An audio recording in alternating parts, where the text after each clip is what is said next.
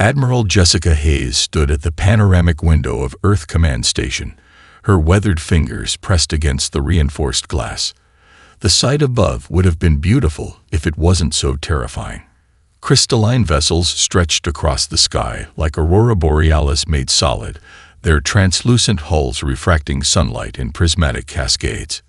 Each ship dwarfed humanity's largest space station, making their orbital defense platforms look like children's toys scattered among giants. "Ma'am," Lieutenant Parker called from his station, his voice tight with tension. "They're broadcasting again. All channels, all frequencies, even the encrypted military bands." Hayes didn't turn around. "Put it through, Lieutenant. Let's hear what our visitors have to say." The alien ambassador's voice filled the command center, each word dripping with barely concealed contempt. The universal translator rendered its speech in perfect English, though Hayes wished it didn't. Sometimes, not understanding your executioner's words was a mercy. "People of Earth," the voice began, smooth as silk and cold as space. "The Galactic Concordat has observed your civilization for decades. We have watched your stumbling attempts at spaceflight, your primitive weapons platforms, your quaint little military vessels.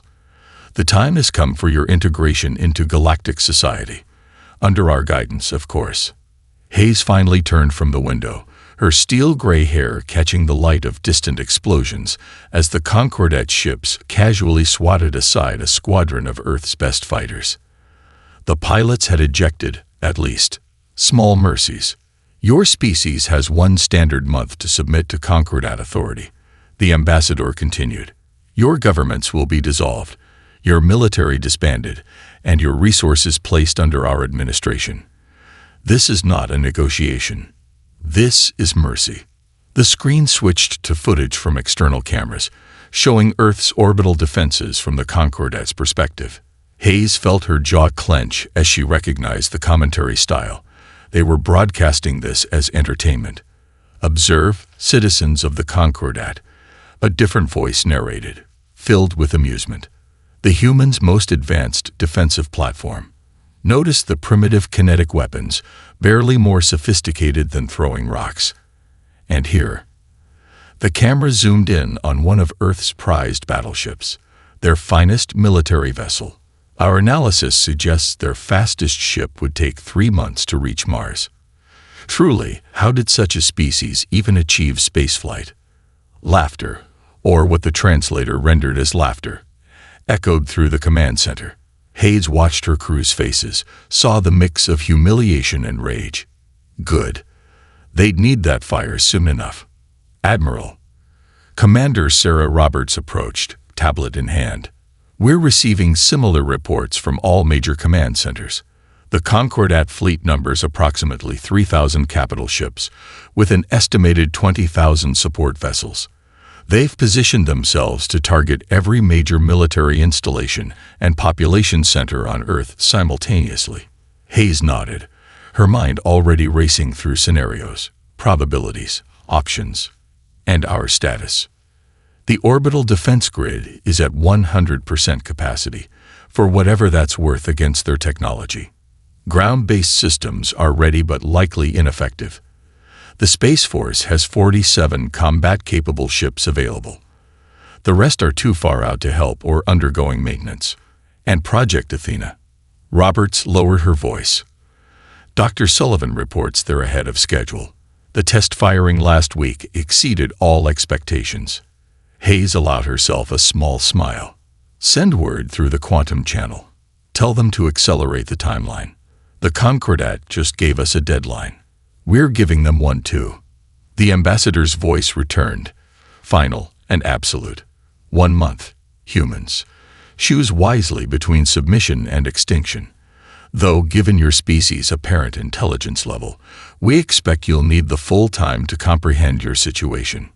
As the transmission ended, Hayes addressed her crew. "They think they're making a comedy show. They think we're primitives barely smart enough to light fires." She straightened her uniform, steel entering her voice. "What they don't know is that humanity's greatest strength isn't our technology or our weapons. It's our ability to make the impossible possible. And in 1 month, they're going to learn it the hard way. She turned back to the window, watching Earth's pitiful defenses being mocked across the galaxy. "Let them laugh," she whispered. "The best jokes always have an unexpected punchline." Dr. Marcus Sullivan's footsteps echoed through the cavernous chamber carved deep within Haven, the asteroid that had been his home for the past 15 years.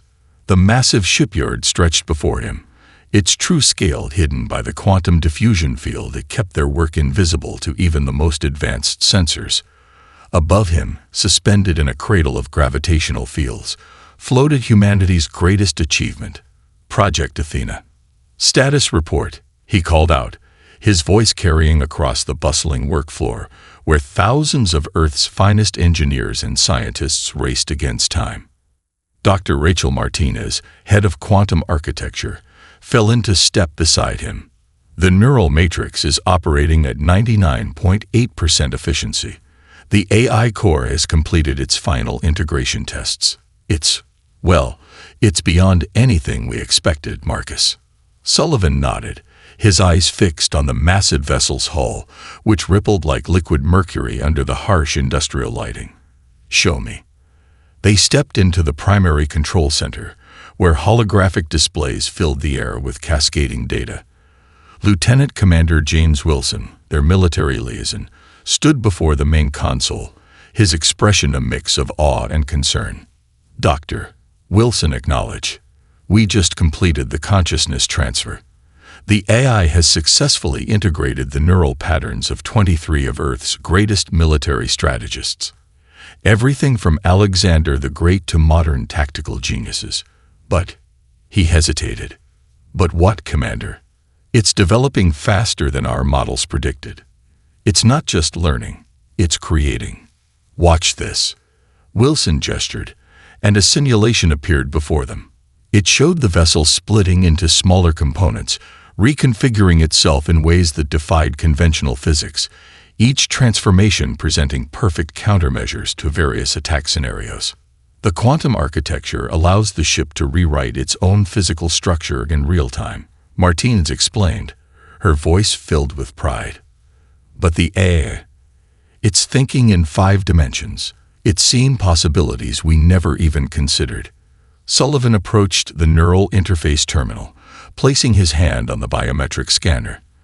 The ship's consciousness responded immediately, filling the room with a soft, pulsing light. "Good morning, Dr. Sullivan." The AI spoke, its voice a perfect blend of all its neural donors. "I've made several improvements to the quantum core configuration. Would you like to review them?" "In a moment," Sullivan replied, studying the readouts. "First tell me, what do you make of our visitors?" The AI was silent for a moment, processing. The Concordat's tactical patterns suggest technological superiority, but strategic stagnation. They rely heavily on overwhelming force rather than innovation. Their mockery of Earth's defenses indicates a dangerous level of overconfidence. "And your analysis of their capabilities?" "Their technology is advanced but predictable. I've already developed countermeasures for 89% of their observed weapon systems. The quantum architecture allows for real-time adaptation to the remaining unknowns." Commander Wilson stepped forward. "We're receiving updates from Earth Command. Admiral Hayes wants to know if we'll be ready when the deadline comes." Sullivan exchanged glances with Martinez. They'd planned for another 2 months of testing, but the Concordat's ultimatum had changed everything. He turned back to the neural interface. "Are you ready?" he asked simply. The AI's response was immediate. "I was born ready, Doctor. The only question is, are you ready to show the galaxy what humanity is truly capable of?" Sullivan smiled, remembering all the doubters, all the politicians who said it couldn't be done, all the resources diverted in secret to make this moment possible. "Begin final launch preparations. Notify all personnel. Project Athena is going live." As alarms began to sound throughout the facility, Sullivan watched his creation with a father's pride. The vessel's hull rippled with power, its quantum core humming with energy equivalent to a small star. 15 years of impossible dreams were about to become reality. Dr. Sullivan, Martine is called from her station. Admiral Hayes is on the quantum channel. She says the Concordat's getting impatient. They're demanding a response to their ultimatum. Sullivan straightened his lab coat, eyes fixed on the magnificent ship before him. Tell her we're ready to give them one. It's time to show these aliens that humanity's not just ready for the stars. We're ready to reshape them. Behind him, Project Athena pulsed with anticipation, its AI already calculating 1,000 ways to turn the Concordat's laughter into astonishment. The greatest joke in galactic history was about to deliver its punchline. Lieutenant Commander Emily Rodriguez stood on the bridge of Project Athena, her heart thundering in her chest as the massive vessel prepared to emerge from its asteroid sanctuary. Through the quantum blast viewport, she could see Haven's outer shell beginning to crack, artificial fault lines spreading like silver lightning across its surface. All systems operational, the AI reported, its voice calm and assured. Quantum core at full capacity. Hull integrity at 100%. Ready to initiate emergence sequence. Rodriguez took a deep breath, looking around at her carefully chosen bridge crew. Each officer represented humanity's finest. Commander Sarah Chen at Tactical, Dr. James Cooper at Engineering, Lieutenant Maria Santos at Navigation.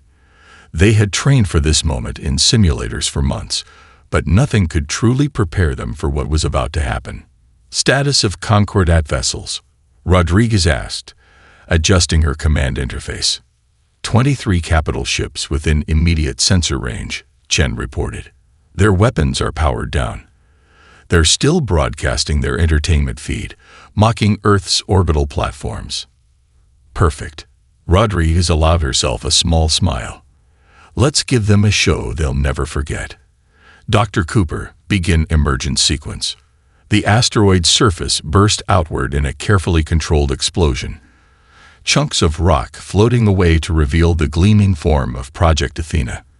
The vessel stretched nearly 5 kilometers in length, its quantum metallic hull flowing like liquid starlight. As it emerged, the ship's surface rippled and shifted, shedding the last traces of its rocky cocoon. Concordat vessels are responding, Chen announced, a note of satisfaction in her voice. Their sensor arrays are struggling. They can't get a clear reading on our hull composition. Ma'am, Santos called out, they're broadcasting again. System-wide. The Concordat ambassador's voice filled the bridge. But this time the smug confidence had been replaced by something else, uncertainty trying to mask itself as contempt. This is Admiral Zextel of the Galactic Concordat. Unknown vessel, you will power down immediately and submit to inspection. This primitive attempt at intimidation will not. The transmission cut off as Project Athena's quantum field disrupted their communications. The ship's eye spoke, a touch of humor in its synthesized voice. They're attempting to scan us with 47 different sensor types. None of them can penetrate our quantum architecture. Shall we show them something interesting? Rodriguez nodded. Execute maneuver Perseus. The bridge crew watched in awe as their vessel's hull began to transform. Sections of the ship split and reformed, the quantum metallic surface flowing like mercury in zero gravity.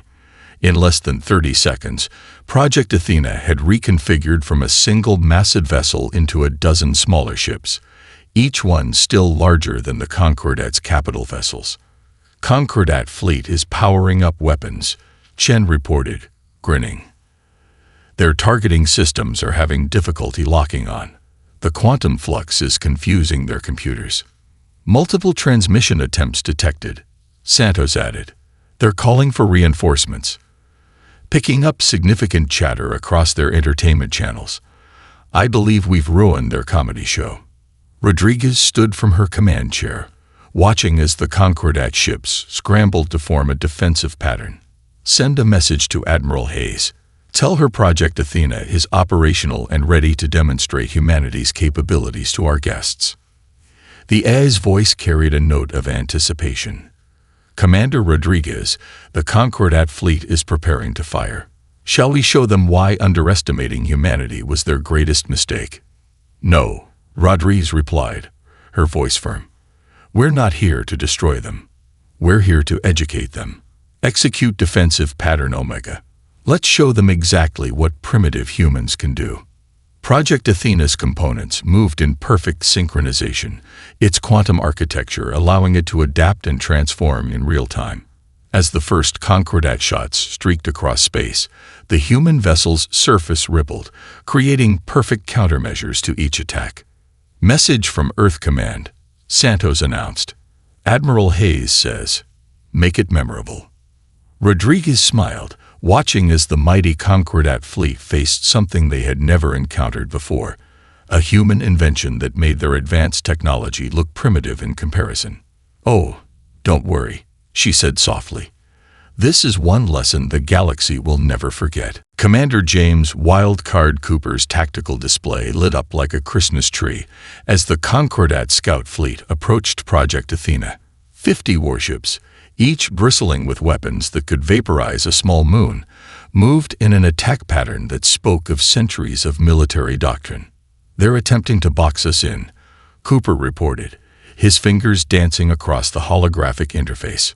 "Standard Concordat encirclement tactics. They expect us to either surrender or try to run." Lieutenant Commander Rodriguez leaned forward in her command chair, studying the three-dimensional battle projection. "What do you suggest, Wildcard?" Cooper grinned. "Let's show them why that nickname stuck." Execute Battle Plan Chimera. The quantum metallic hull of Project Athena began to shift, its surface flowing like quicksilver. The massive vessel split into 3 distinct sections, each reorganizing itself into a different configuration. The Concordat fleet's formation faltered as their targeting systems struggled to track the transforming ship. "They're firing," Lieutenant Santos called out. "Multiple heavy plasma torpedoes incoming." "Let them come," Cooper replied calmly. Quantum architecture responding in real time. "Watch this." The forward section of Project Athena extended like a blooming flower, its petals creating a complex geometric pattern. As the plasma torpedoes approached, the pattern began to rotate, generating a quantum field that didn't just deflect the incoming fire, it absorbed it. Energy absorption at 100%, the AI reported, redirecting power to secondary systems. "Should we demonstrate what their own weapons can do?" Rodriguez shook her head. "No lethal force. These are just scouts. Show them we could hurt them, but choose not to." The ship's consciousness processed this for a microsecond, implementing non-lethal response. Executing Maneuver Hydra. Project Athena's sections were formed, stretching out like giant tentacles.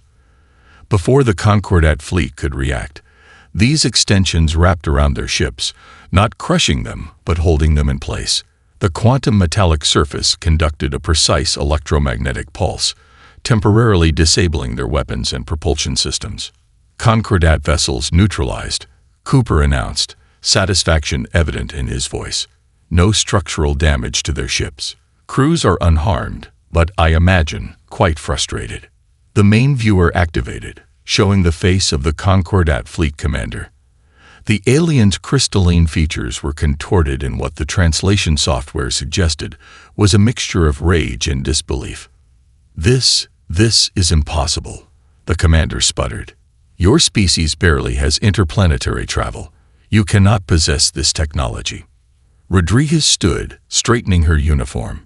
"Commander, I suggest you revise your assumptions about human capabilities. We're returning control of your ships now. Consider this a demonstration of restraint, not weakness." Project Athena's tentacle-like extensions retracted, reforming into its primary configuration. The disabled Concordat ships drifted in space, their systems slowly coming back online. "They're sending out a priority signal to the main fleet," Santos reported, transmitting sensor data and battle footage. "I'm also detecting numerous unauthorized broadcasts. Some of their crew are sharing this on their entertainment networks." Cooper laughed. "Looks like we're trending on alien social media. From comedy to horror show in one easy step." "Multiple ships approaching from the outer system," the AI announced. "The Concordat is mobilizing their main battle groups. Estimated arrival time 6 hours. Rodriguez nodded, settling back into her command chair. Send the battle data to Earth Command.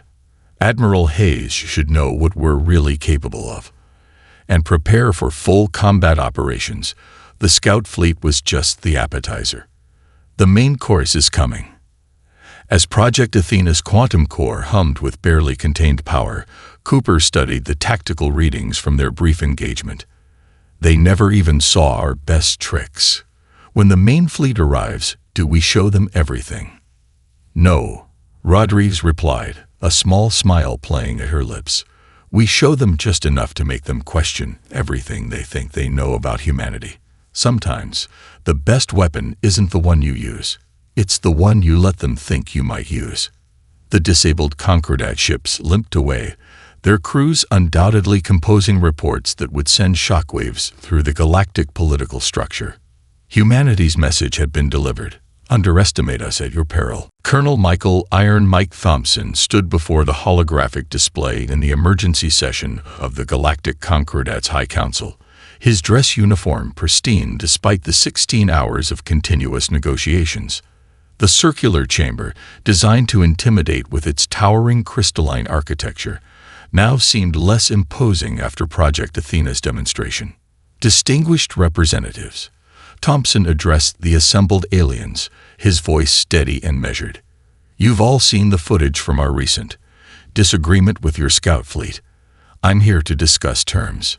The chamber erupted in a cacophony of translated voices. The Aetheri delegation, their bioluminescent forms pulsing with excited colors, spoke first through their speaker, Lysandra. The humans have achieved what we thought impossible, her melodic voice carried across the chamber. Their quantum architecture technology represents a fundamental shift in our understanding of physics. We must pursue peaceful dialogue. Peaceful dialogue. Supreme Commander Cax of the Krex slammed his armored appendage against his podium. His species' crystalline exoskeleton rattled with barely contained rage. They concealed this weapon while we monitored their planet. They deceived the entire Concordat. Thompson allowed himself a small smile. With respect, Supreme Commander, we didn't deceive anyone. You assumed we were primitive because we didn't develop technology in the same way you did. That assumption was your choice. The chamber's central display activated, showing Project Athena's transformation during the Scout Fleet engagement. The quantum metallic hull's fluid dynamics captured every delegate's attention. The mechanic guilds demand access to this technology, the robotic representative of the synthetic collective intoned. Our analysis indicates advancement beyond our highest theoretical models. I'm afraid that's not on the table, Thompson replied. However, we are prepared to discuss limited technological partnerships with species that demonstrate genuine interest in peaceful cooperation. The political maneuvering continued for hours. Thompson watched as the Concordat's unity cracked along predictable lines. The scientific races, led by the Aetheri, pushed for immediate peace talks. The militant factions, dominated by the Krex, demanded preemptive military action. The merchant species calculated profit margins, while the synthetic races processed countless scenarios. During a brief recess, Thompson's quantum communicator chirped. Colonel, this is Lieutenant Commander Rodriguez. The Krex are mobilizing their dreadnought fleet. Long-range sensors detect movement near the Antares Gateway. Understood, Commander. Maintain current posture. Let them make the first move. Thompson straightened his tie, preparing to return to the chamber. The next session began with an unexpected announcement. The Aetheri speaker Lysandra took the central platform, her bioluminescence patterns indicating formal declaration mode. The Aetheri consensus withdraws from the Concordat's military structure, she announced, causing gasps across the chamber. We recognize humanity's right to self-determination and seek separate diplomatic relations with Earth. The dam broke. Within minutes, 12 other species followed suit, effectively splitting the Concordat into two factions. Supreme Commander Cax's crystalline form practically vibrated with fury. You naive fools, he roared. These humans will destroy everything we've built. Their weapon cannot be allowed to exist. I am invoking Emergency Protocol 7. All loyal Concordat forces will mobilize immediately. Thompson tapped his communicator. Project Athena. Are you receiving this? Affirmative, Colonel. The AI's calm voice replied through his earpiece. Detecting major fleet movements across 6 sectors. The Kreks are deploying their planet killer platforms. Estimated time to full mobilization. 3 hours. Very well. Thompson addressed the chamber one final time. Representatives of the Concordat, you face a choice. You can accept that humanity has earned its place among the stars, or you can learn why our history is filled with tales of victory against overwhelming odds. Choose wisely. As the chamber descended into chaos, Thompson watched the various species scramble to pick sides. The ethery delegation approached him, their lights pulsing in patterns of peaceful intent. Colonel, Lysandra spoke softly. Your species has achieved something remarkable. You forced the galaxy to question assumptions held for millennia. But the Kreks will not accept this change without violence. Thompson nodded, his expression grim but determined. Then violence is what they'll get. Humanity didn't build Project Athena to submit to threats. We built it to ensure we'd never have to submit again. Captain Amanda Storm Blackwood watched as the massive Kreks armada emerged from hyperspace, their crystalline ships blackening the stars like a swarm of angular locusts. Project Athena's sensors counted over 3,000 capital ships, accompanied by countless support vessels and what appeared to be their legendary planet killer platforms. Multiple targeting locks detected. Lieutenant Santos reported, her fingers dancing across the holographic controls. They're deploying in hammer and anvil formation. Planet killers moving to superior position. Blackwood nodded, her expression calm despite the overwhelming odds. Status of our quantum core. Operating at 127% of theoretical maximum. Dr. Cooper replied from his engineering station. The AI has optimized our systems beyond our original specs. We're ready for anything they throw at us. The main screen flickered to life, showing Supreme Commander Cax's crystalline face. Surrender your vessel, humans. Your technological advantage means nothing against our numbers. We will not allow your quantum weapon to exist. Interesting choice of words, Commander, Blackwood replied, rising from her chair. You won't allow us to exist. Humanity has heard those words before. The results are never pleasant for those who speak them. She cut the transmission with a gesture, turning to her crew. Battle plan Odysseus. Let's show them why Earth's mythology is full of clever heroes defeating monsters. Project Athena's quantum metallic hull began to flow like liquid starlight. The massive vessel split into dozens of smaller ships, each one autonomously controlled by the AI, but working in perfect harmony.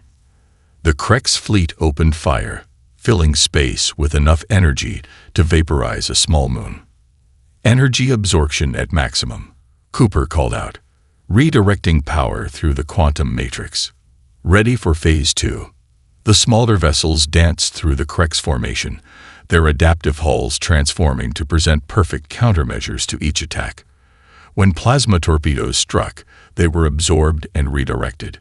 When gravity weapons tried to crush them, the quantum architecture simply rewrote local spacetime to ignore the effect. They're moving the planet killers into firing position, Santos warned. Detecting massive energy buildup.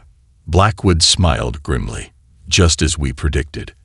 AI. Execute Maneuver Perseus. The scattered pieces of Project Athena suddenly moved in perfect synchronization. As the planet killers unleashed their apocalyptic beams, the human vessels flowed together, forming a massive lens in space. The devastating energy meant to crack planets was caught, focused, and reflected, not back at the Kreks fleet, but into a dazzling display of light that temporarily blinded every sensor in the system. Direct hit on their flagship's bridge shields, Cooper reported with satisfaction. Minimal damage, but I bet that got their attention. In the chaos that followed, Project Athena's components reformed into their most aggressive configuration yet. Quantum-forged tentacles of impossible physics reached out, wrapping around Krek's vessels not to destroy them, but to demonstrate how easily they could be destroyed. Message from Supreme Commander Cax, Santos announced. He's demanding to know why we haven't killed anyone yet. Open a channel, Blackwood ordered. When Cax's face appeared, she noticed his crystalline features showed what might have been confusion. Commander, we could have destroyed your entire fleet several times over. The fact that we haven't should tell you something about humanity's intentions. This is not how war works. Cax protested. You have advantage. You should press it. Unless this isn't your full capability at all. Very good, Commander, Blackwood replied. Consider this. If this is what we can do while deliberately avoiding casualties, what do you think we could do if we actually wanted to destroy you? The silence that followed was deafening. Around them, the mighty Krek's armada hung motionless, their weapons powered down, their crews presumably reconsidering everything they thought they knew about warfare.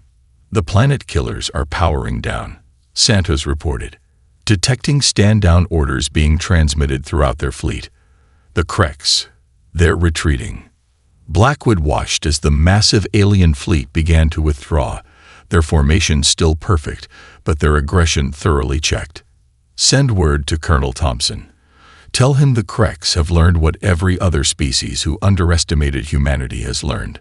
Sometimes the greatest power isn't in destroying your enemy, but in showing them why they shouldn't be your enemy at all. Dr. Ryan Decoder Matthews hunched over his quantum analysis station aboard Project Athena, his eyes widening as streams of captured Concordat data scrolled across his holographic displays.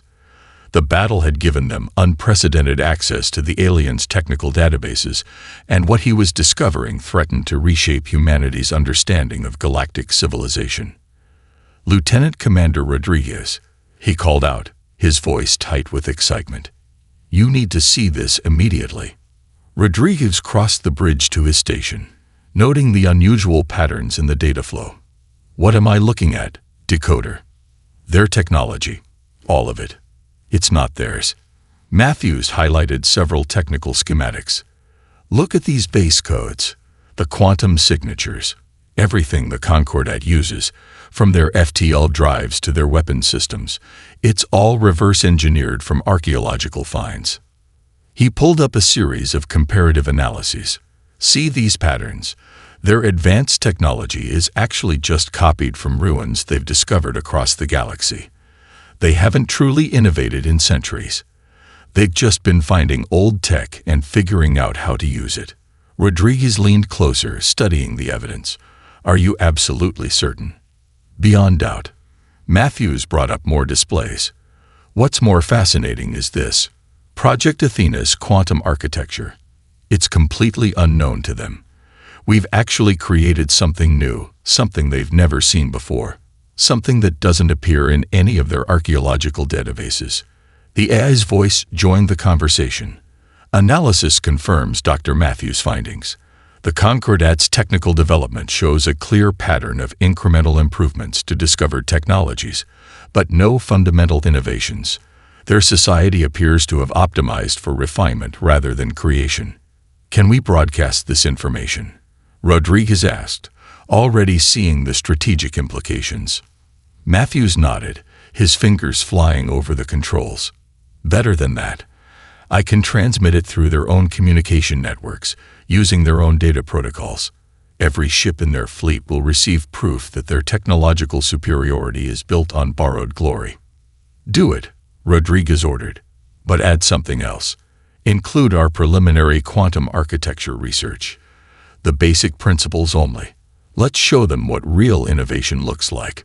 The transmission went out, spreading through the Concordat fleet's communication channels like a digital wildfire. On the main viewer, they watched as ship after ship received and processed the information. Massive spike in intership communications, Lieutenant Santos reported from her station.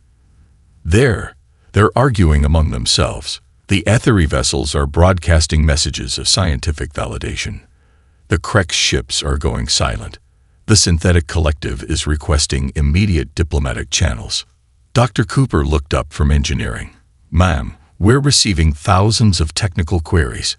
Scientists across their fleet are analyzing our quantum principles. The level of interest is unprecedented."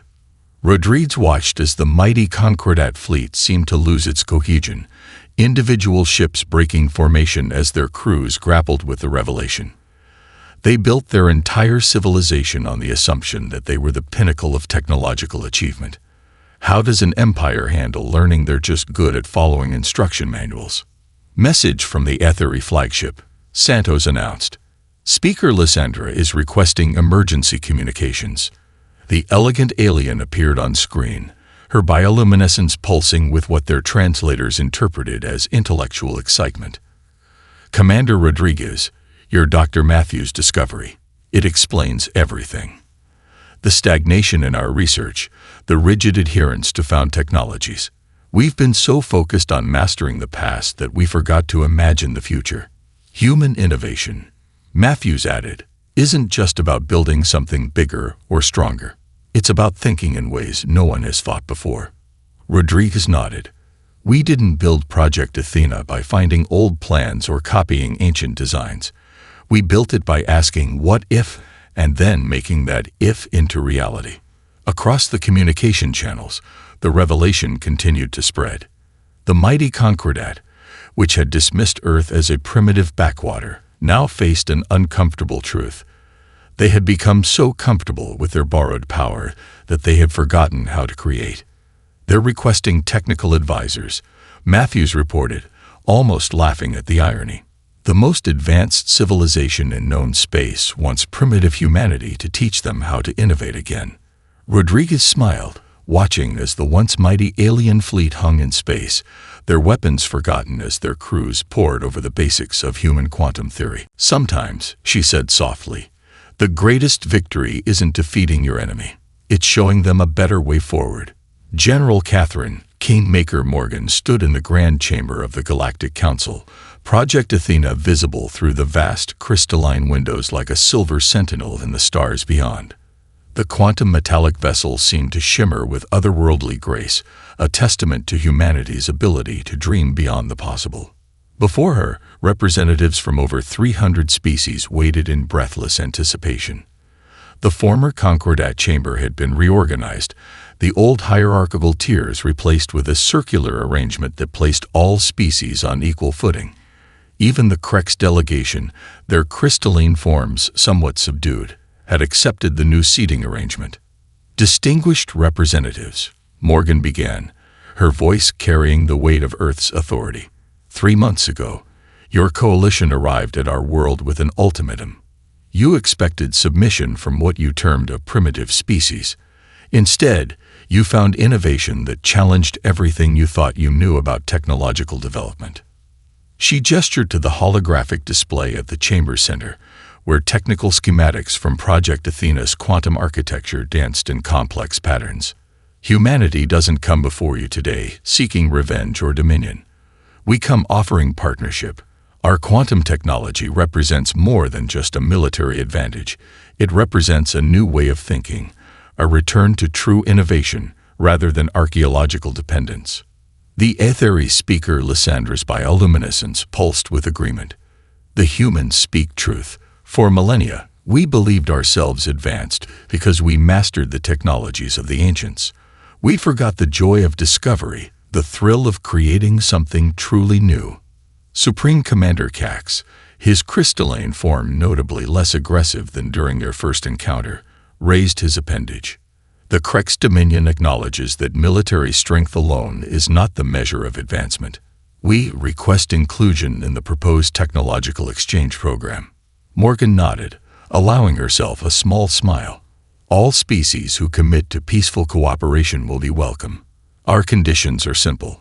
Knowledge sharing must be mutual. Innovation must be prioritized over replication, and all developments must be used for the advancement of all sentient life. The chamber erupted in discussion, translation software working overtime to handle the multiple conversations.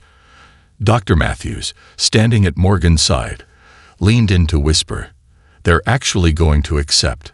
The mighty Concordat, is willing to learn from Earth. Not from Earth, Morgan corrected quietly. With Earth. That's the difference they needed to understand. She raised her hand, quieting the chamber. Project Athena was never meant to be a weapon. It was meant to be a proof. Proof that the impossible becomes possible when you dare to imagine it. Each of your species once had this capacity.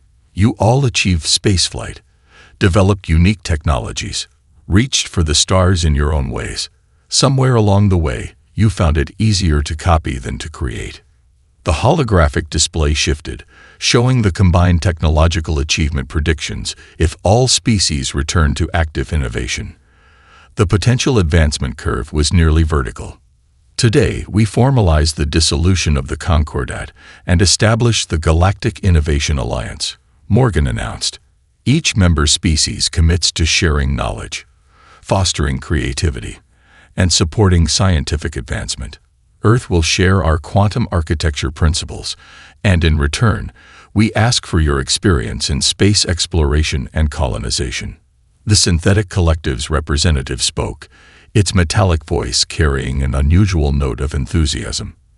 Analysis indicates potential technological growth exceeding all historical precedents. The age of mere replication is over. The age of creation begins. As the chamber filled with sounds of agreement and excitement, Morgan watched Project Athena through the window. The vessel's quantum metallic hull rippled in the starlight, as if acknowledging its role in reshaping galactic civilization. A final note, Morgan addressed the chamber. Remember this moment. Remember how a species you dismissed as primitive showed you that true advancement comes not from finding new ways to use old ideas, but from daring to think new ideas entirely. Earth doesn't want to rule the galaxy. We want to help rebuild it, one innovation at a time. The ratification was unanimous. As the former members of the mighty Concordat signed the new Alliance Charter, Morgan reflected on how far they'd come. Humanity had faced extinction and instead sparked a renaissance. They had met an empire and transformed it into a partnership. Project Athena's AI spoke through her earpiece, its voice carrying satisfaction. They finally understand, General. Sometimes the greatest power isn't in destroying the old, but in creating the new. Morgan nodded, watching the dawn of a new era in galactic history. That's humanity's real gift to the stars. Not the technology, but the reminder that anything is possible if you're brave enough to imagine it first.